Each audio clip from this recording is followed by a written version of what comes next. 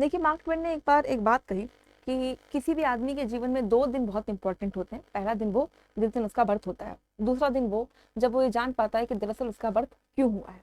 तो आपकी लाइफ का कोई भी एस्पेक्ट क्यों ना हो, चाहे वो यूपीएससी की प्रिपरेशन हो, यूपीएससी सीएससी प्रिपरेशन का कोई टॉपिक हो, या लाइफ का कोई भी इवेंट हो, 2 ही चीजें इंपॉर्टेंट करती हैं कि पहला ये कब हुआ और दूसरा ये क्यों हुआ। तो सेम वे टेम्पल आर्किटेक्चर या मंदिर वास्तुकला की जो हम बात कर रहे थे, उसमें भी हमें 2 ही बातें मेजरली हमें फोकस करनी है। पहला, मंदिर कब बने, और दूसरा, मंदिर दरअसल क्यों बने। तो आधी चर्चा हमने कल की क्लास में कर ली थी, नागर शैली तक की बात हमने कर ली थी। आज की क्लास में वहीं से कंटिन्यू करने वाले हैं। नमस्कार, बहुत बहुत स्वागत करते हैं आपका let's crack UPSC CSC Hindi माध्यम के चैनल में। मैं हूं आपके साथ डॉक्टर ख्याति। इसके पहले क्लास की शुरुआत करें, कुछ महत्वपूर्ण सूचनाएं पहले हम और आप देख लेते हैं। देखिए, ये ब्रीफ इंट्रोडक्शन है मेरे बारे में। इसके अलावा जब अनअकैडमी की बात करें तो प्रत्येक 3 में से हुआ सिलेक्शन, प्रत्येक 3 में से एक सिलेक्शन हमेशा से अनअकैडमी से होता आया है। इसके साथ साथ आरंभ बैच की शुरुआत है। आरंभ बैच जिसके ड्यूरेशन है 1 वर्ष, और इसके साथ साथ मिशन 2026, इसकी ड्यूरेशन है 3 वर्ष, 3 साल के लिए इसमें आईएएस की प्रिपरेशन कराने वाले हैं। एक मेंस क्वालिटी एनरिचमेंट प्रोग्राम लेके आए हैं जिसमें आप अपने आंसर को, अपनी क्वालिटी को और इम्प्रूव कर सकते हैं मेंस के लिए। फिर देखिए, आरंभ बैच 2024 के लिए 15 जून से ये बैच शुरू होने वाली है। इसमें यदि आप एडमिशन लेना चाहते हैं तो एक्स्ट्रा बेनिफिट के लिए आप MK लाइव रेफर कोड को यूज कर सकते हैं। लक्ष्य बैच है जिसकी शुरुआत दरअसल 8 जून से ही हो चुकी है, तो यदि आप इसमें भी रजिस्ट्रेशन कराना चाहते हैं तो आप रजिस्ट्रेशन करा सकते हैं। इसके लिए भी एक्स्ट्रा बेनिफिट लेने के लिए आप MK लाइव रेफर कोड को यूज करें। कुछ और जानकारी देख लीजिए, ऑप्शनल के कुछ बैचेस हैं जैसे PSIR, सोशियोलॉजी, मैथमेटिक्स, इसके भी बैचेस अनअकैडमी पे अवेलेबल हैं। तो चलिए आज की क्लास की आप शुरुआत करते हैं भारत की मंदिर वास्तुकला से। देखिए, कल की क्लास में हमने ये समझा था कि एक्चुअल में पहले मंदिर से पहले हमें ये जानना चाहिए कि मंदिर आया क्यों। तो मंदिर आने के पीछे जो सबसे बड़ा रीजन था वो था आस्था। कि जब हम ये समझने लगे कि कोई तो शक्ति है, कोई ऐसी चीज है जो हमारी क्षमता से बियॉन्ड है, कोई चीज है जो नेचुरल नहीं बल्कि सुपर नेचुरल है, तो धीरे धीरे धीरे धीरे उसकी तरफ आस्था हुई, और आस्था की पराकाष्ठा ही कहाँ पे आ गई, मंदिर में। तो एक बार जरा कल की क्लासेस को हम रिवाइज कर लेते हैं। भाई होप कि आपने कल की क्लासेस को देखा होगा, बट एक क्विक रिवीजन ले लेते हैं और उसके बाद दरअसल हम आगे की कहानी शुरू करते हैं। तो कल हमने देखा था कि जब मंदिर की बात शुरू करें तो उसके पहले इंपॉर्टेंट हो जाता है समझना कि दरअसल आस्था क्या होती है, या आस्था किस तरीके से आगे मूव करती है, क्या चीजें हैं आस्था की, क्यों हमारी किसी के प्रति आस्था होती है, कैसी आस्था होती है, और वो आस्था की पराकाष्ठा कैसे मंदिर का रूप ले लेती है। तो देखिए, कल हमने आपसे कहा था कि शुरुआत होती है दरअसल पाषाण काल से, क्योंकि पाषाण काल ये वो समय है जिसमें लिखे हुए एविडेंसेस हमें प्राप्त नहीं हुए हैं। अब क्योंकि लिखे हुए एविडेंसेस प्राप्त नहीं हुए हैं तो उसके बारे में क्या इंफॉर्मेशन है, इसकी कोई सटीकता से बात नहीं की जा सकती। तो पाषाण काल में क्या आस्था थी या नहीं थी, इसके बारे में we can not be so sure. पाषाण के काल के बाद आपको याद होगा हमने कहा था हड़प्पा संस्कृति आई थी, और हड़प्पा में क्या मंदिर थे, तो हड़प्पा में मंदिर जैसी कोई भी स्ट्रक्चर हमें देखने को नहीं मिला है। पर क्या आस्था थी जो थी, यहाँ पे हड़प्पा में लोग पूजा करते थे, आस्था रखते थे किसके प्रति, तो आप कहेंगे कि हड़प्पा में प्रतीकों के प्रति आस्था थी। कौन से प्रतीक, तो याद होगा आपको, जैसे यहाँ पे प्रतीक यानी किसके लिए प्रतीक, लिंग पूजा जो फर्टिलिटी का प्रतीक था।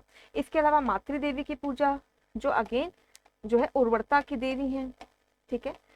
यहाँ पे विशाल स्नानागार मिला था, जैसे आज के समय में हम पवित्र नदियों में स्नान करते तो वैसे विशाल स्नानागार मिले हैं। इसका मतलब हड़प्पा सभ्यता में आस्था तो थी।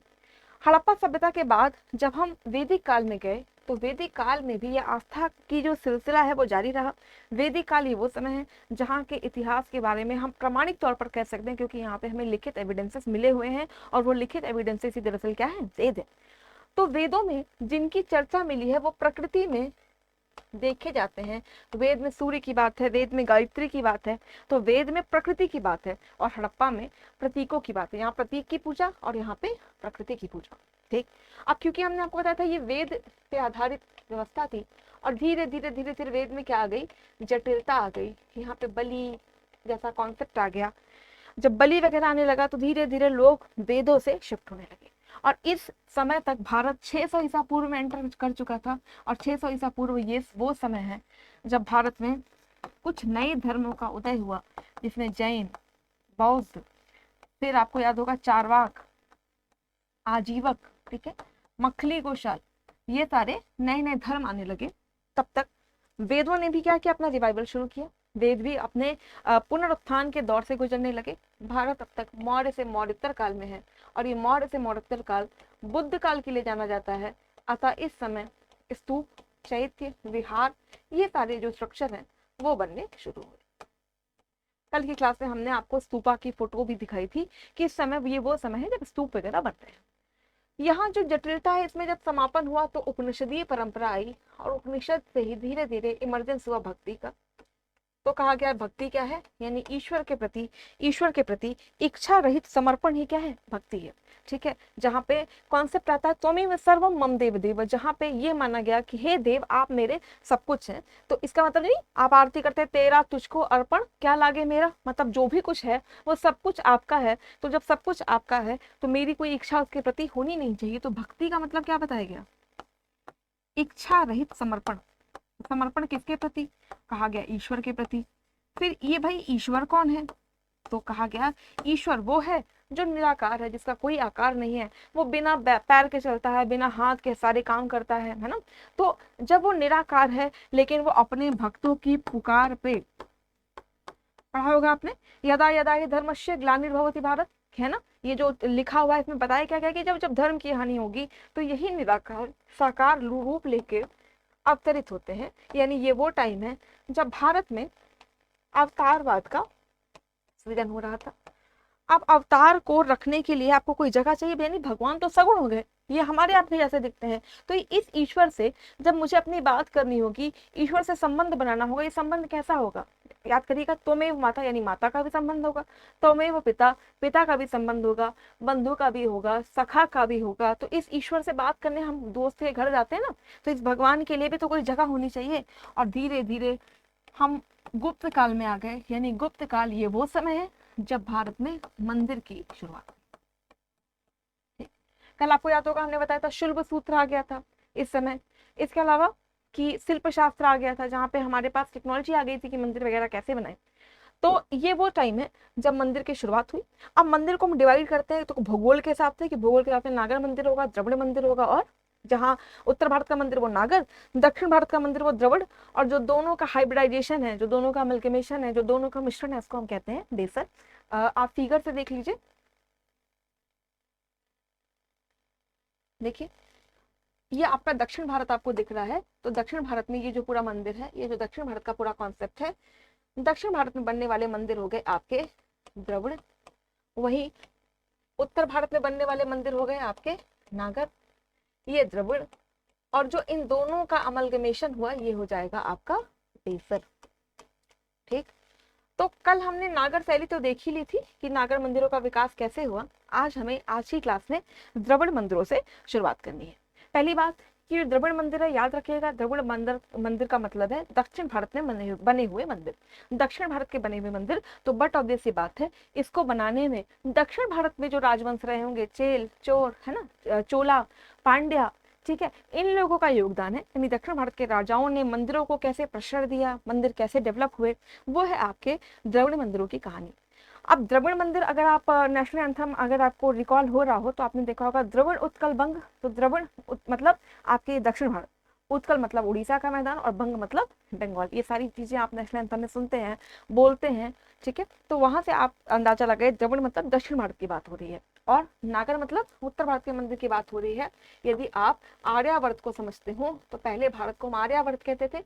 आर्यावर्त मतलब आर्यों के रहने का प्लेस, और वहीं द्रविड़ मतलब जहाँ पे द्रविड़ लोग रहते हैं। तो ये द्रविड़ मंदिर क्योंकि दक्षिण भारत में है, इसीलिए इनको द्रविड़ मंदिरों के नाम से जाना जाता है। ठीक, अब जो द्रविड़ मंदिर के बारे में समझते हैं कि पहले बेसिक जानकारी ले लेते हैं, और उसके बाद फिर हम आपको इसको फिगर से भी समझाते हैं कि दरअसल द्रविड़ मंदिर में आपको क्या क्या जानना है, किस तरीके से नागर मंदिर से डिफरेंट है, नागर मंदिर और द्रविड़ मंदिरों में क्या मुख्य मुख्य बातें हैं, किस तरीके से ये दोनों एक दूसरे के समान है और किस तरीके से ये दोनों एक दूसरे के विपरीत है।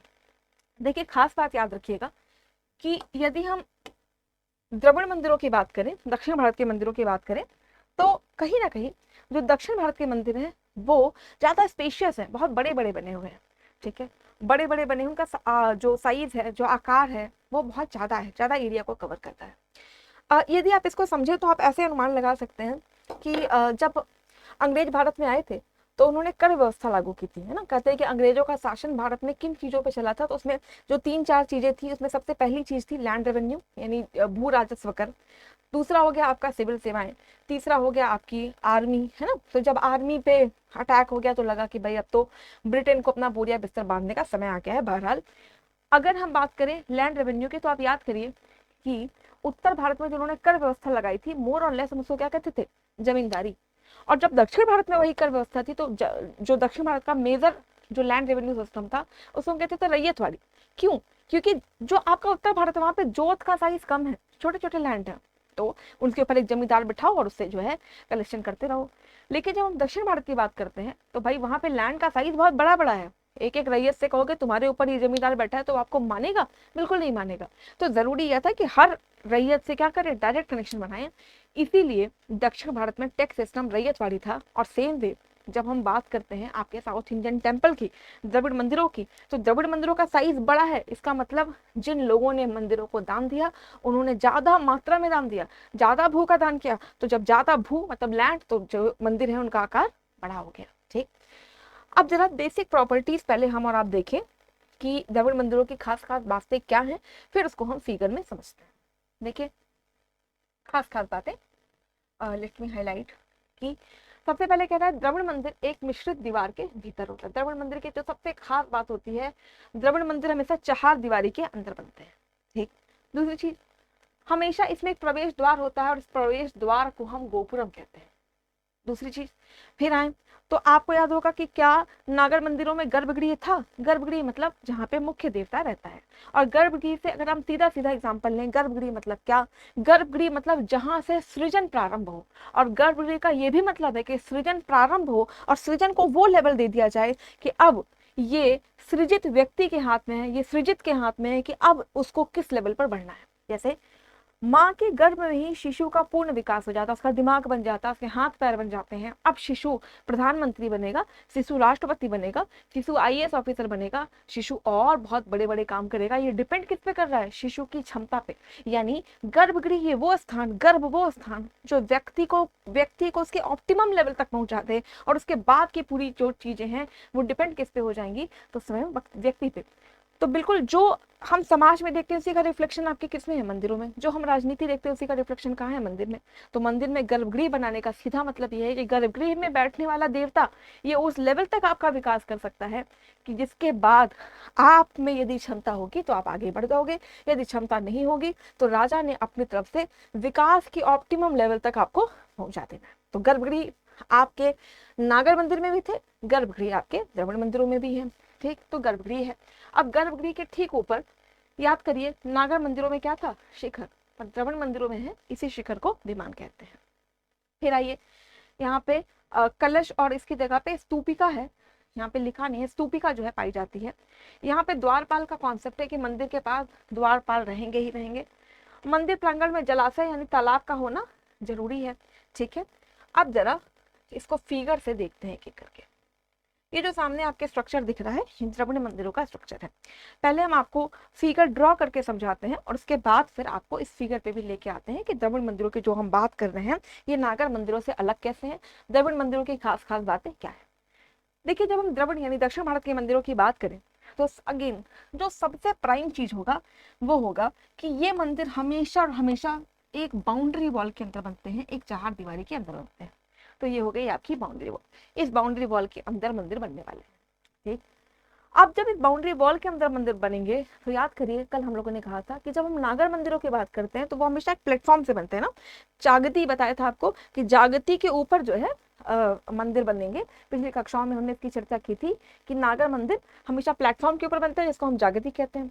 लेकिन जब हम दक्षिण भारत के मंदिरों की बात करते हैं तो दक्षिण भारत के मंदिर में प्लेटफॉर्म जैसा यानी आपके बेस यानी जागती जैसा कोई भी कॉन्सेप्ट नहीं है। कहा जाता है कि द्रविड़ मंदिर या तो बहुत लो सरफेस से बनेंगे या सीधा धरातल से बनेंगे। तो यहीं पे बन गया क्या आपका गर्भगृह। इस गर्भगृह में बैठ गया कौन, मेन देवता। अब गर्भगृह में मेन देवता है, यानी गर्भगृह में याद करिए देवता सिंबल किसका है, राजा का। तो राजा की सर्वोच्चता कहाँ कहाँ तक होगी, डिपेंड किस पे कर रहा था, शिखर पे। जो नागर मंदिर है याद करिए कि शिखर इतना ऊंचा, यानी जो राजा की पहुंच है वो इतनी दूर दूर तक है जहां तक आप मंदिर के शिखर को देख पाते हैं। तो सेम से दक्षिण भारत के मंदिरों में भी हमने क्या किया, शिखर बनाने शुरू किए। बस अंतर ये है कि वहां पे वो शिखर है और यहाँ पे ये विमान है। दूसरी बात, नागा मंदिरों में जब हम शिखर की बात करते हैं तो जो शिखर है बिल्कुल रेखीय प्रसाद है, सीधा सीधा शिखर है।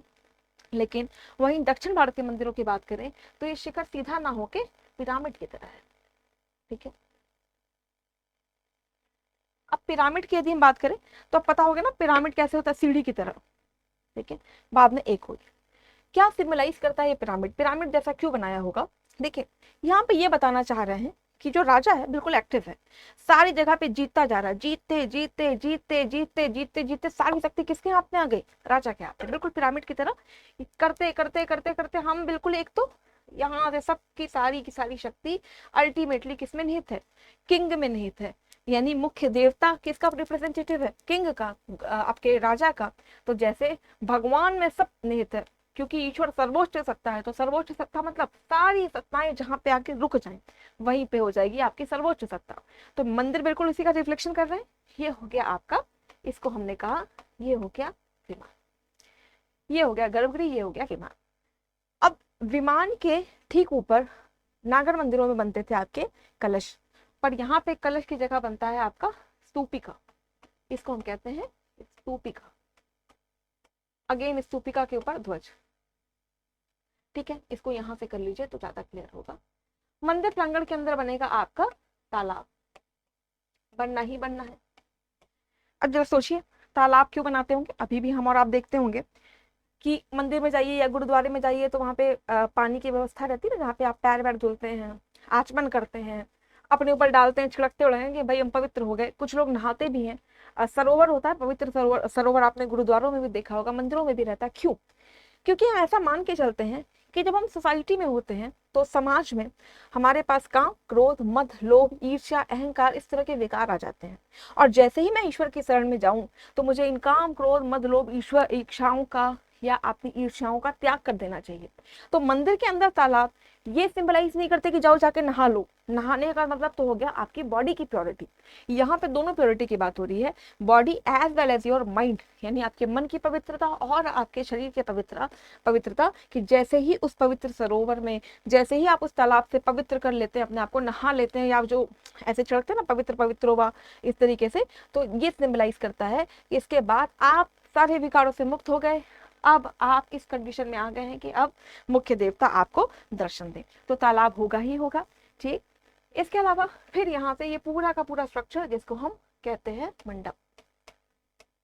ठीक, मंडप के बाद दक्षिण भारत के मंदिरों की एक खास विशेषता रही कि यहाँ पे देवता का वाहन बनाया गया। वाहन मतलब जिससे देवता चलेंगे, जैसे शंकर का वाहन नंदी, विष्णु का वाहन गरुड़, ठीक है, लक्ष्मी का वाहन उल्लू।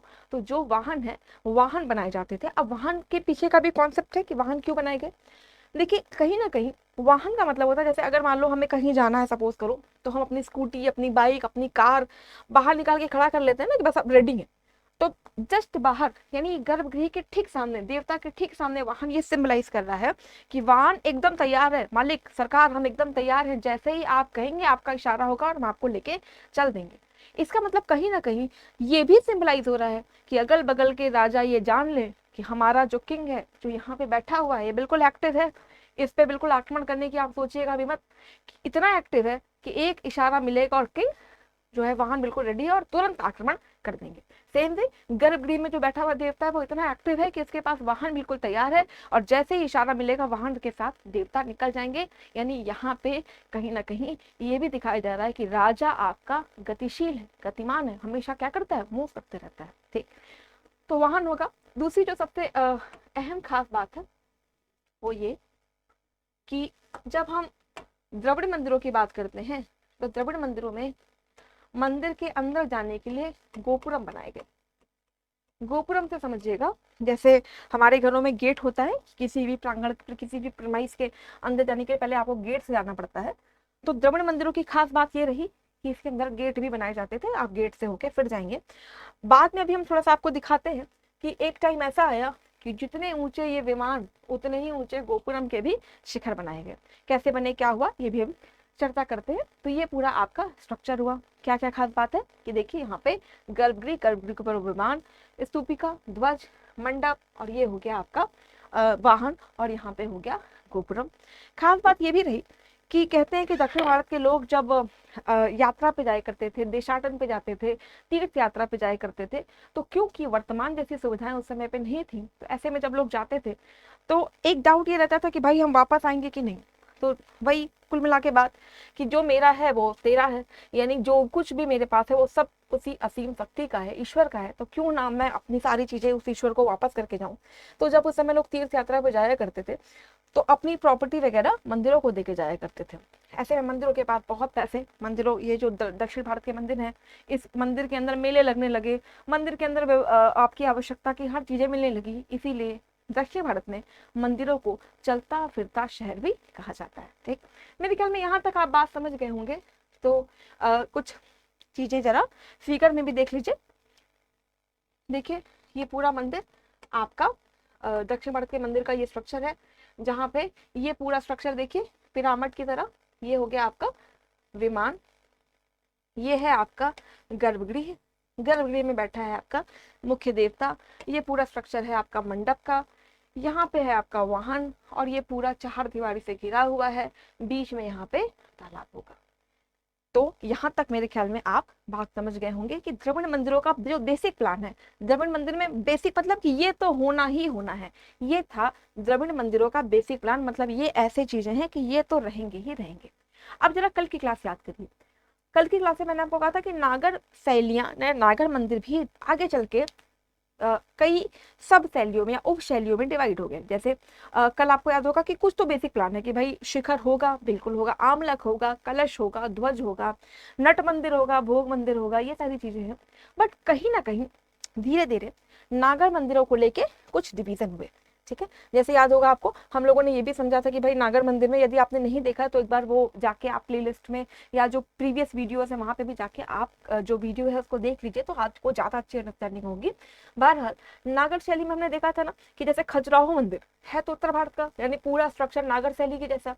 उड़ीसा के मंदिर यानी पूरा जो स्ट्रक्चर है वो नागर शैली के जैसा। फिर भी कुछ वेरिएशन थे, जैसे एग्जॉटिक इरोटिक इमेजेस बनना, या मंदिर के बाहर जो है जागती उस पर भी कलाकारी करना, उड़ी आपके खजुराहो के मंदिर में गुलाबी पत्थरों का यूज होना। तो कुछ रीजनल वेरिएशन आ गए। सेम वे जब हम दक्षिण भारत के मंदिरों की बात करते हैं तो ये भी उपशैलियों में बटा है। बट यहाँ पे जो उपशैली है, या जो द्रविड़ मंदिर है, इनको हम राजवंशों के नाम पर जानते हैं कि भाई द्रविड़ मंदिर कब से बनने शुरू हुए, किन किन राजवंशों ने बनवाया। तो जब हम द्रविड़ मंदिरों की बात करते हैं तो हमें राजवंशों को भी दरअसल समझना होगा। जैसे वहां पे खजुराहो, उड़ीसा ये थे। यहाँ पे जब हम बात करें द्रविड़ मंदिरों की तो इनको हमें राजाओं के हिसाब से बांटना होगा। और राजाओं के हिसाब से बात करें तो देखिए द्रविड़ मंदिर बनना शुरू हुए पल्लवों के समय से, पल्लव राजा के समय से। पल्लव के बाद इस दारो मदार को उठाया चोलों ने, चोल के बाद विजयनगर, और विजयनगर के बाद नायक। ये चोल हमारे लिए बहुत इंपॉर्टेंट है क्योंकि मंदिर विकास में जितना योगदान चोलों का है उतना आप अभी पल्लव या नायक इसमें देखने को कम मिलता है। चोलों ने कहा जाता है कि भव्यता पे बहुत काम किया। और अभी हम आपसे यूपीएससी का एक सवाल भी डिस्कस करेंगे जो चोल मंदिर आर्किटेक्चर पे पूछा गया। तो जब हम दक्षिण भारत के मंदिर की बात करते हैं, द्रविड़ मंदिरों की बात कर रहे हैं, तो इनका डेवलपमेंट राजवंशों के हिसाब से पहले बात करेंगे पल्लवों ने कैसे कैसे शुरुआत की, पल्लवों के बाद उस विरासत को कैरी फॉरवर्ड किया चोल ने, चोल के बाद विजयनगर, और विजयनगर के बाद नायक। तो चलिए वन बाय वन करके शुरू करते हैं। मेरे ख्याल में यहाँ तक आप बात समझ पा रहे होंगे। यदि आपको कोई डाउट हो रहा हो तो आप कमेंट सेक्शन में इसको पूछते चलिएगा साथ के साथ। ठीक है, तो अब देखते हैं एक एक करके चीजें कैसी हुई। ये मैप में देख लीजिए, जैसे ये चोल हो गया, पांड्य राजा। ठीक है, अब जरा समझते हैं पल्लव। पांड्य राजा आपको पता होगा संगम साहित्य के लिए जाने जाते हैं।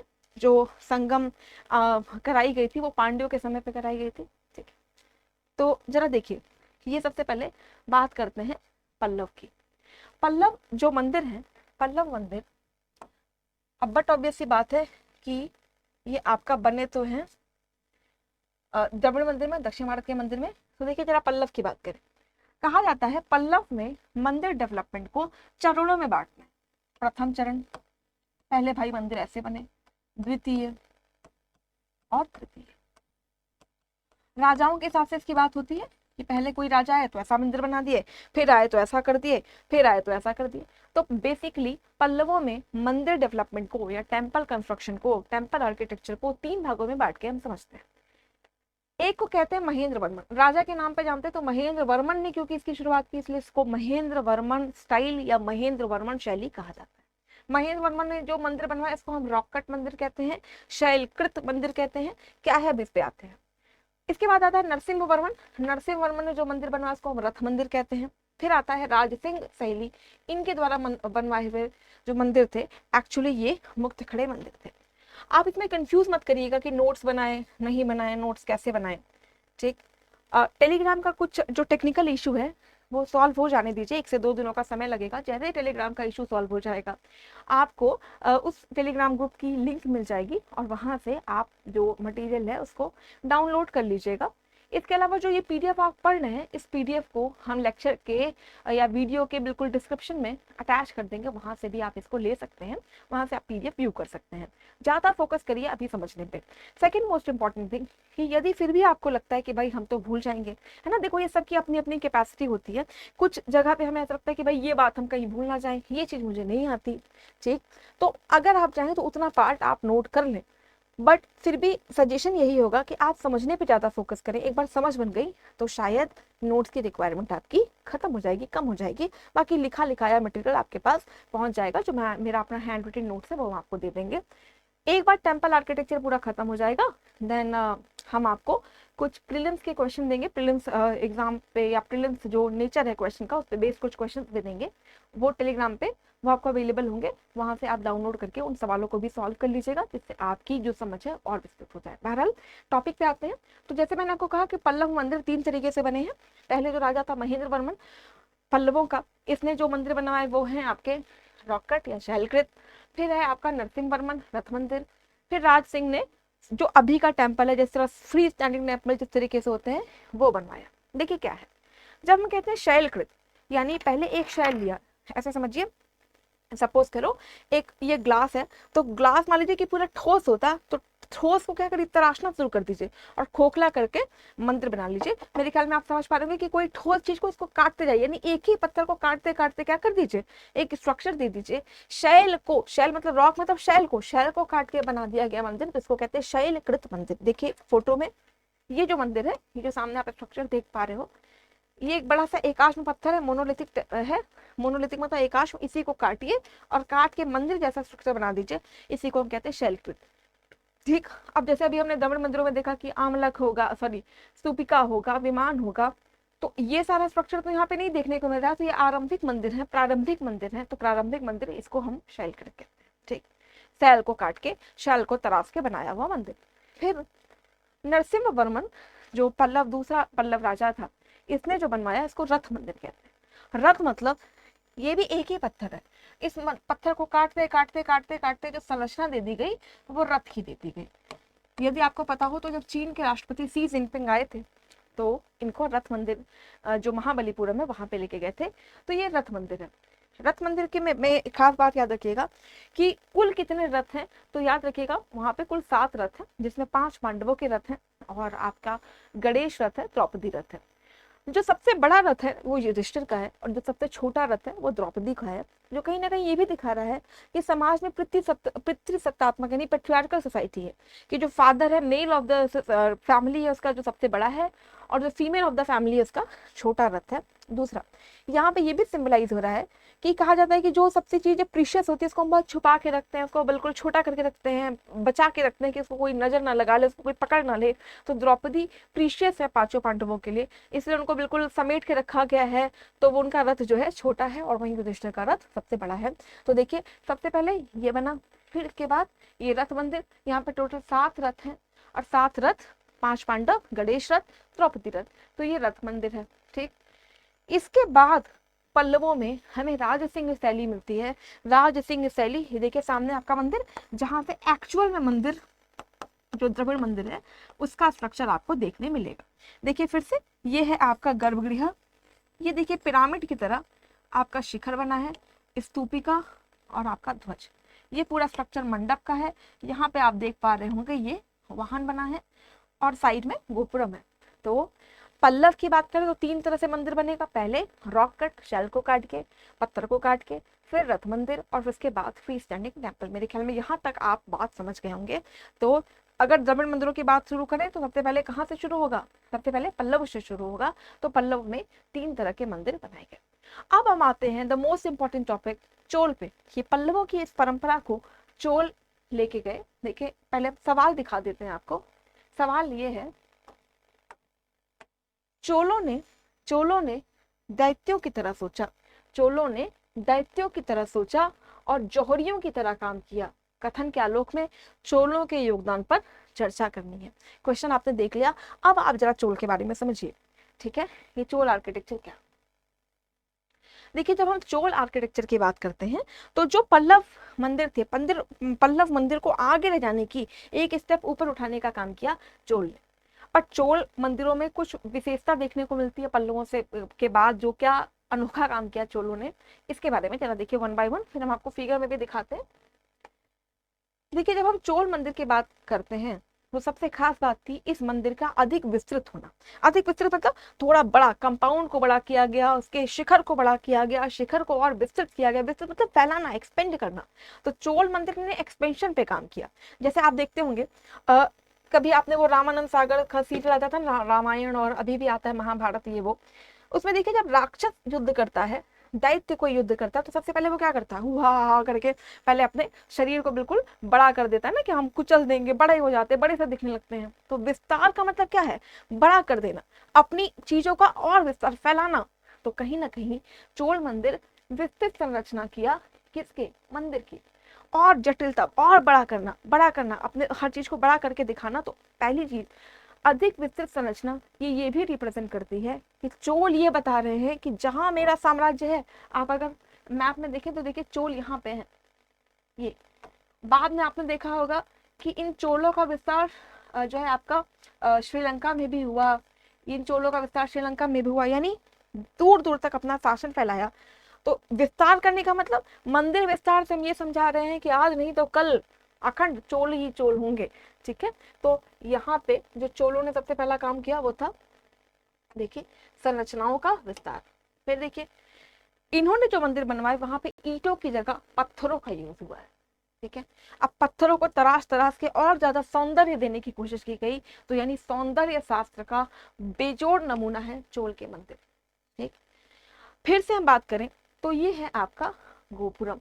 गोपुरम याद होगा, अभी हमने कहा गोपुरम मतलब एंट्रेंस। तो पहले क्या था पल्लव के समय कि हमारे, चलो ये मंदिर है, ये मंदिर है, यहाँ पे आपका गोपुरम। लेकिन जब चोल राजा आए तो चोलों ने गोपुरम में भी नक्काशी की। चोलों ने गोपुरम के जो शिखर है ना, गोपुरम की जो हाइट है, हाइट को भी बढ़ाया, और इस गोपुरम में नक्काशी की, पुतले बनाए। इतना सुंदर तराशना, अभी हम आपको फोटो दिखाते हैं, इस तरीके से किया कि जब आप गोपुरम में जाएंगे, गोपुरम देखते ही उसकी भव्यता समझ लीजिए, यानी दरवाजे से ही आकलन लगा लीजिए कि जब दरवाजा इतना सुंदर है तो अंदर कितना सुंदर होगा। इसका मतलब ये भी दिखाना चाहते हैं कि जहां प्रवेश करने मात्र से आपको सौंदर्य की अनुभूति हो जाए, उस राजा की शरण में जाओगे तो तुम कहां से कहां पहुंच जाओगे। यानी पूरा फोकस किस बात पे है कि भव्यता को और बड़ा किया जाए, राजा की सत्ता को और बड़ा किया जाए। राजा मतलब देवता की सत्ता को और बड़ा करने, तो इसका मतलब गोपुरम पे नक्काशी। फिर देखिए पिरामिडाकार, अभी तो ये तो आपको पता ही है कि जो दक्षिण भारत के मंदिर, उनके जो शिखर है वो पिरामिड के आकार के बने हुए हैं। ठीक, इसके अलावा यहाँ पे मोनोलिथ मतलब एक ही पत्थर के शिखर बनाए गए हैं। ठीक, इसके अलावा जो चोल मंदिर की सबसे खास बात रही वो थी वहां पे द्वारपाल का होना। ठीक है, द्वारपाल मतलब आप समझते होंगे ना, सिक्योरिटी गार्ड जो बैठे रहते हैं बड़े बड़े घरों में, सिक्योरिटी गार्ड होते हैं। डीएम साहब के साथ सिक्योरिटी गार्ड चलते हैं कि नहीं। द्वारपाल का होना ये बात सिंबलाइज करता है कि ये जो अंदर बैठा हुआ प्राणी है, ये जो अंदर बैठा हुआ है, इसकी सुरक्षा हम सब के लिए बहुत इंपॉर्टेंट है। और दूसरा चीज कि यदि द्वारपाल बैठा है तो ये भी बताता है कि अंदर बैठने वाला जो पर्सन है वो इतना फ्री नहीं है कि कभी भी किसी से भी मिल ले, तो द्वारपाल को आपको पहले उनसे अपॉइंटमेंट लेनी होगी।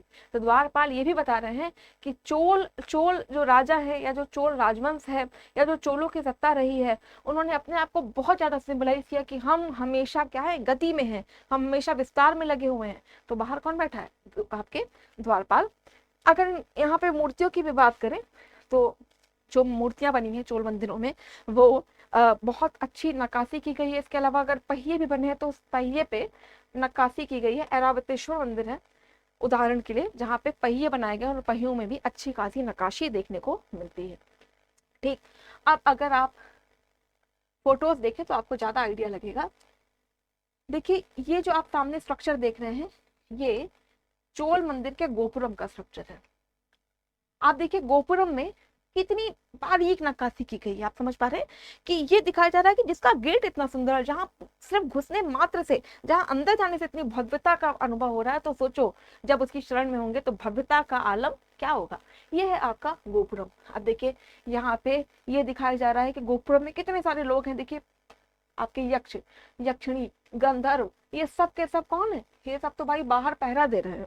यक्ष, यक्षिणी, गंधर्व जो सौंदर्य के प्रतीक हैं वो सब तो पहरे में बैठे हुए हैं। फिर देखो ये है आपका द्वारपाल। ये जो आप देख रहे हैं ये है आपका पूरा पिरामिडाकार शिखर। ठीक है, इसके अलावा देखिए इसके बाहर है आपका ये वाहन। ठीक है, जो गतिशीलता को दिखा रहा है। तो कहीं ना कहीं आप देख पा रहे होंगे चोल किससे बात कर रहे हैं, भव्यता पे। और कैसी भव्यता है, ये ऐसी भव्यता है कि भाई आप समझ जाओ कि चोल किस तरीके का काम कर रहे हैं, जौहरियों की तरह काम कर रहे हैं। जैसे आपका जो सोनार बनार होता है ना कि एकदम छोटे छोटे सोने के तार से भी इतने खूबसूरत आभूषण बना देते हैं, बिल्कुल वही काम। तो देखिए मेन का क्वेश्चन कि चोलों ने दैत्यों की तरह सोचा और जौहरियों की तरह काम किया। जब आपको इसको चर्चा करनी होगी तो आप इसमें क्या बताएंगे। सबसे पहले आप जब भी इस तरह का क्वेश्चन हो, जब भी कभी क्वेश्चन में चर्चा हो, डिस्कस हो, तो सबसे पहले फाइंड आउट करिए कि इसके स्टेक होल्डर कौन कौन है। स्टेक होल्डर मतलब किन किन का हित जो है इससे जुड़ा हुआ है। तो कौन कौन होगा जो मंदिर के हित की बात करेगा। तो जैसे आप बताएंगे इतिहासकारों के अनुसार इतिहासकारों का तथ्य क्या है, नागरिकों का तथ्य क्या है, सामाजिक आर्थिक जीवन में उसकी उपलब्धि देखे तो क्या होगा। देखो जब भी कोई क्वेश्चन लिखना हो तो अगेन इसको डिवाइड कर लीजिएगा। आंसर राइटिंग पे हम सेपरेट सेशन आप वैसे आपका लेंगे। इंट्रोडक्शन करिए, मेन बॉडी लिखिए और कंक्लूजन डालिए। जब हम किसी चोल मंदिर की, पांडव मंदिर की या किसी मंदिर स्पेसिफिक बात करें तो आपसे ये भी अपेक्षित होता है कि आप कुछ उदाहरण के साथ अपनी बातें करें। तो यहाँ पे पहले आप थोड़ा सा बताइएगा कि मंदिर, द्रविड़ मंदिरों की शुरुआत कैसे हुई, द्रविड़ मंदिर का बेसिक प्लान क्या होता है, कैसे पल्लवों की जो चीजें थी उसको चोल आगे लेके गए, और क्यों कहा जाता है। तो मेन बॉडी पे आएंगे कि क्यों हम कहेंगे दैत्य की तरह सोचा। तो आप बताएंगे कि दरअसल जब हम दैत्यों की बात करते हैं, दैत्य मतलब एक्सपेंशन, दैत्य मतलब विस्तार। तो चोल मंदिर में सबसे बड़ी खास बात देखिए ये सारे पॉइंट्स, विस्तार, विस्तार। इसके अलावा विस्तार में आप एग्जाम्पल जैसे बृहदेश्वर मंदिर। फिर आप बताएंगे बारीकी, जौहरियों वाला काम। तो आप बताएंगे गोपुरम, ये देखिए गोपुरम को आप बताएंगे कितनी बारीकी। ठीक है, तो ये कुछ एग्जाम्पल लेके आपको अपनी बात करनी है। चर्चा में जब आपको बैलेंस लिखना होता है, आपका कंक्लूजन लिखना होता है, तो आपको जो भी आपने ऊपर बातें लिखी होती हैं उसी का सार बना के कंक्लूजन में लिखना होता है। बाकी अगर यही क्वेश्चन में टिप्पणी वाली बात होती या आपका मूल्यांकन करना होता तो आपका इंट्रोडक्शन और कंक्लूजन कुछ और होता। ठीक है, आंसर राइटिंग पे हम आपका सेपरेट क्लासेस लेंगे। बाकी मेरे ख्याल में आपको आइडिया लग रहा होगा। देखिए ये एक नाम है ना, गंगैये कोंड चोलपुरम। तो गंगैये कोंड चोलपुरम का मतलब बता देते हैं। गंगैये मतलब गंगा नदी के तट को जीतने वाला। ठीक है, अब गंगा नदी मतलब उत्तर भारत, उत्तर भारत में राजा जो है जीत गया, चोल राजा जीत गया। तो चोल राजा जब जीत गया तो उस उपलक्ष्य में उसने मंदिर बनवाया और मंदिर का नाम रखा गंगैये कोंड, यानी गंगा के तट को जीतने वाला। ये कौन है, चोल राजा जो गंगा नदी के तट तक को जीत ले रहा है। आगे देखिए, अब हम आ जाते हैं आपके विजयनगर के मंदिरों पर। मैंने कहा पल्लव, चोल, फिर विजयनगर। जब विजयनगर की मंदिरों की बात करें तो अगेन जैसे हमने अभी आपसे पल्लव की बात की कि भाई पल्लव 3 तरह के, पहले उन्होंने रॉकेट आर्किटेक्चर बनाया, उसके बाद फिर क्या कहते हैं रथ मंदिर बनाया, फिर मंदिर पे गए। तो सेम वे आपका फिर हमने बात की चोलों की, ये चोलों ने कैसे निर्माणी विस्तार पे काम किया, मंदिर को और विस्तृत किया, बड़ा किया, उसके बाद मंदिर बनाए। अब हम आते हैं विजयनगर। कृष्णदेव राय का नाम आपने सुना होगा, फेमस राजा विजयनगर साम्राज्य के। तो जब हम विजयनगर की बात करते हैं, क्योंकि द्रविड़ मंदिर है, तो भाई गर्भगृह होगा, बिल्कुल होगा, विमान होगा, स्तूपिका होगा, बिल्कुल होगा, लेकिन कुछ जो रीजनल वेरिएशन है उसी को हमें आपको जरा सा समझना है। जैसे देखिए यहाँ पे कुछ खास खास बातें कि इन्होंने कठोर ग्रेनाइट जो पत्थर हैं उनका यूज किया। यहाँ पे कल्याण मंडप देखा गया, यहाँ पे कुदरे गुम्बे या हॉर्स डॉल्स देखे गए हैं, ठीक है। महानवमी डब्बा देखा गया है। ये सब क्या है, जरा इसके बारे में हम आपको चित्र से बताते हैं। देखिए ये है आपके विजयनगर मंदिर के कुछ साक्ष्य। ये जो आप सामने स्ट्रक्चर देख रहे हैं, विजयनगर मंदिरों में इस तरीके का स्ट्रक्चर बनाया गया। ये इस पूरे स्ट्रक्चर को हम कल्याण मंडप कहते हैं। कल्याण मंडप, ये कल्याण मंडप क्या होता था कि जो देवी देवता होते थे, जैसे लक्ष्मी विष्णु, तो देवी देवताओं की शादी वादी ये लोग कल्याण मंडप में कराते थे। तो कल्याण मंडप याद रखिएगा, प्रीलिम्स से क्वेश्चन बन सकता है। कल्याण मंडप क्या है? जहाँ पे देवी देवताओं का विवाह संपन्न कराया जाता था, वो है आपका कल्याण मंडप। फिर देखिए मंदिर को और सजीवता बनाने के लिए और सजीवता देने के लिए इन लोगों ने क्या किया कि जहाँ पहले वाले मंदिरों में आप देखिए मंदिर में स्तंभ बने होते थे, पिलर बने होते थे। जैसे मान लो कोई छत बनानी तो पिलर बना के उसके ऊपर छत रखोगे ना, तो सेम वे जब चोल मंदिरों की बात करें तो क्या यहाँ पे पिलर, सॉरी आपके विजयनगर की बात करें तो यहाँ पे क्या चोल मतलब आपके स्तंभ बने हैं? तो आंसर होगा जी स्तंभ बहुत बने हैं।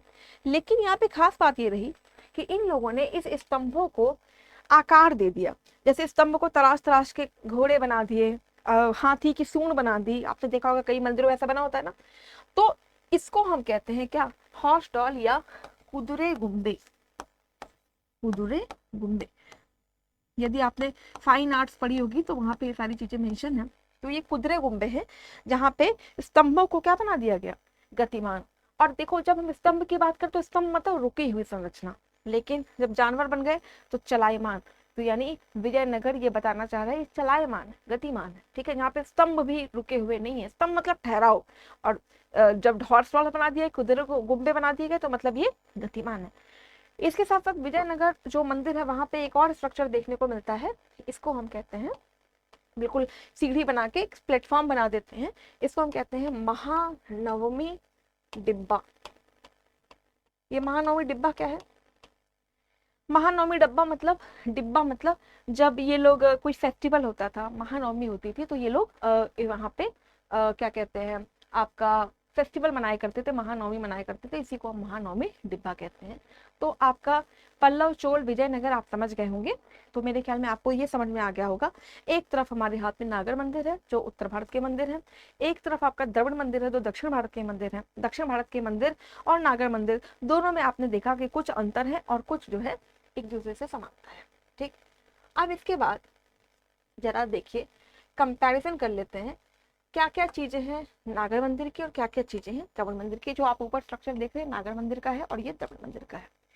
नागर मंदिर में बाहर या ये एक चार दीवारी के अंदर हो, ये इसकी मुख्य विशेषता नहीं है। देखिए इस बार एग्जाम में आया ना कि संविधान की मुख्य विशेषता क्या है, प्रमुख विशेषता क्या है। तो प्रमुख का मतलब ये सबसे मेन है, बाकी सब भी है पर ये मेन है। तो ऐसे है, आपसे एग्जाम में पूछ सकता है नागर शैली के मंदिरों की प्रमुख विशेषता क्या है। प्रमुख मतलब जो होना ही होना है। या द्रविड़ मंदिरों की प्रमुख विशेषता क्या है, मतलब जिसको आप टाल नहीं सकते। तो देखिए नागर शैली में चार दीवारी बन भी सकते हैं, नहीं भी बन सकते हैं, यानी ये प्रमुख विशेषता नहीं है।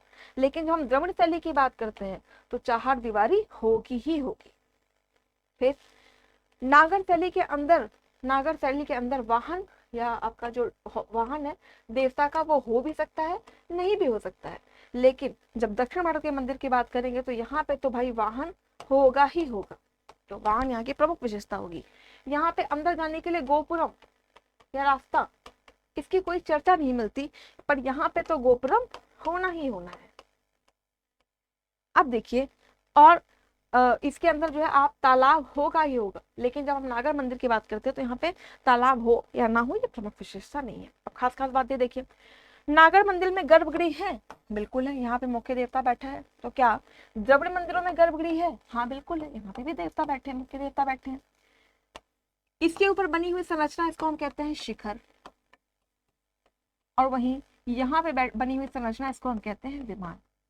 शिखर या विमान जितने ऊंचे होंगे वो ये बात सिद्ध करेगी कि आपके राजा की सर्वोच्चता, जहां जहां तक हम शिखर देख पा रहे हैं वहां वहां तक हमारे राजा की सर्वोच्चता बनी हुई है। बाद में मैंने जैसा आपको बताया कि भाई गवर्न जो मंदिर थे उसमें गोपुरम को और ऊंचा किया गया, इसका मतलब ये भी दिखाया गया कि राजा की सत्ता उतनी दूर दूर तक है और जितना ऊपर गोपुरम है, ये बात याद रखिए, जिसका गेट इतना ऊंचा है, जहाँ पे प्रवेश की जो दर है, जैसे आपने प्रवेश किया आपने अपना लेवल उठा लिया, तो सोचिए उस राजा की सर्वोच्चता कितनी ज्यादा होगी। तो गोपुरम ने मतलब द्रविड़ मंदिरों में गोपुरम को बहुत ऊंचा भी बनाया गया।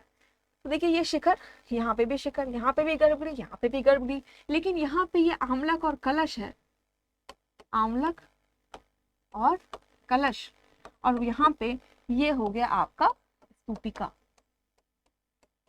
ये पूरा स्ट्रक्चर नागर मंदिर में हम इसको महामंडप कहते हैं। यहाँ पे ये पूरा मंडप है। यहाँ पे याद करिए मैंने आपसे कहा था अर्ध मंडप है, महामंडप है, भोग मंदिर है, नट मंदिर है, इस तरह की चीजें यहाँ देखने को नहीं मिल रही हैं। तो और नागर मंदिरों की खास बात है पंचायतन का होना, यानी एक देवता तो मुख्य है जो यहाँ बैठे हैं, चारों तरफ छोटे छोटे और मंदिर बने हैं जो सामंतवादी परंपरा को दिखा रहे हैं कि आपको राजा को तो पूछना है, सामंत को भी पूछना है, लेकिन सामंत को कर दो कितना भी कर दो, अल्टीमेटली जो कर रिसीवर होगा, टैक्स रिसीवर होगा, वो कौन होगा? किंग। तो यहाँ पे पंचायतन शैली नागर मंदिरों की विशेषता है और ये द्रविड़ मंदिरों की विशेषता नहीं है। ठीक, अब हमने नागर कंप्लीट कर लिया, द्रविड़ कंप्लीट कर लिया। नागर मतलब उत्तर भारत, द्रविड़ मतलब दक्षिण भारत, ये कुछ अंतर है, मेरे ख्याल में यहाँ तक आप बात समझ गए होंगे। अब आपका बचता है कि जब इन दोनों का अमेलगेमेशन हुआ तो उसको हम दरअसल आपको कहते हैं बेसर टेम्पल। तो बेसर टेम्पल क्या है ये हम अगली लेक्चर में देखेंगे। इसके बाद आपका टेम्पल आर्किटेक्चर खत्म हो जाएगा। इसके पहले कि हम क्लास को समअप करें, पहले हम कुछ क्वेश्चंस देख लेते हैं। इनका आंसर आप मुझे दीजिएगा कमेंट सेक्शन में, अभी हम आपको आंसर बताने वाले नहीं है। क्वेश्चन है, नागर शैली के मंदिरों के बारे में निम्नलिखित कथनों पर विचार करें और सही चुनना है आपको सही कथन। इन मंदिर में विस्तृत 4 दीवारी या प्रवेश द्वार हैं। गर्भगृह हमेशा सबसे ऊंची मीनार के ठीक नीचे स्थित होता है। सबसे ऊंची मीनार के ठीक नीचे स्थित होगा क्या? गर्भगृह में आपको बताना है 1 सही, 2 सही, बोथ सही या नन सही। तो पहला क्वेश्चन तो ये रहा आपकी स्क्रीन पे, आप स्क्रीनशॉट ले लीजिए और इसका आंसर मुझे दीजिएगा कमेंट सेक्शन में। एक और क्वेश्चन देखते हैं, मंदिर वास्तुकला की द्रविड़ शैली के संबंध में निम्नलिखित में से कौन सा कथन सही है? मंदिर वास्तुकला की द्रविड़ शैली की शुरुआत राष्ट्रकूट शासन से हुई है, पहला स्टेटमेंट। दूसरा, पल्लवों ने रॉक कट मंदिर या शैलकृत मंदिर, अखंड रथों और संरचनात्मक मंदिरों द्वारा इसमें अत्यधिक योगदान दिया, ये दूसरा स्टेटमेंट है। इसका भी आप स्क्रीनशॉट ले लें और इन दोनों ही क्वेश्चन का आंसर आप मुझे कमेंट सेक्शन में बताएं। अगली क्लासेस में हम नागर मंदिर, द्रविड़ मंदिर से जो अमलगमेशन हुआ जिसको हम बेसर मंदिर कहते हैं उसके बारे में हम चर्चा आपसे करेंगे। ठीक है, तो ये तो था आपका मंदिर आर्किटेक्चर, जहाँ पे हमने नागर और द्रविड़ मंदिरों की आपसे बात कर ली है। आप फिर से मैं दोहरा दूं कि आप नोट्स के लिए परेशान नहीं हो, ये जो पीडीएफ है ये आपको लेक्चर के नीचे अवेलेबल हो जाएगी। इसके साथ साथ जैसे ही टेलीग्राम का इशू सॉल्व हो जाता है तो वहाँ पे मैं आपको कुछ क्वेश्चंस भी अवेलेबल करा देंगे और हैंड रिटन नोट्स भी उपलब्ध करा देंगे। और हमारे प्रयास की सार्थकता तब सिद्ध होगी जब आपसे हमें बेहतर परिणाम प्राप्त होंगे। तो हमारा प्रयास बेहतर हो इसके लिए ज़रूरी है कि आप भी अपने साइड से प्रयास करें ताकि हम दोनों का प्रयास एक बेहतर परिणाम ला सके। आप भी मेहनत करिए। यदि आपको कुछ और एक्स्ट्रा इन्फॉर्मेशन चाहिए, आपको लगता है कि इसको और हमें ये चीज़ें मिल जाए तो हम और अच्छा कर सकते हैं, तो वो भी आप मुझे कमेंट सेक्शन में बता के जरूर सूचित करें कि इसके अलावा भी किस तरीके से हम आपकी मदद कर सकते हैं। आंसर जरूर दीजिएगा कमेंट सेक्शन में। ठीक, इसके साथ हम आज की क्लास को यहीं पे विराम दे रहे हैं। फिर से आपसे मुलाकात होगी बेसर शैली के साथ। आप रिवाइज करते रहिए, डाउट मत छोड़िए। कल की वैधानिक चेतावनी आपको याद होगी कि डाउट छोड़ के, डाउट अपने दिमाग में रख के सोना कहीं ना कहीं पाप है। तो ठीक है, सारे डाउट्स क्लियर कर लीजिएगा। मंदिर आर्किटेक्चर इतना समझ लीजिएगा कि दोबारा आपको इसमें प्रॉब्लम नहीं होनी चाहिए। इसके बाद अभी आपको बुक पढ़ने की जरूरत नहीं है, जहां जरूरत होगी we will let you know. ठीक, इसको रिवाइज करिएगा, दोहरा लीजिएगा, क्वेश्चन का आंसर दीजिएगा, आंसर लिखने की कोशिश करिएगा। ठीक है, फर्दर इन्फॉर्मेशन हम आपको देते रहेंगे। Till then keep revising, keep reading. Thank you so much for the joining.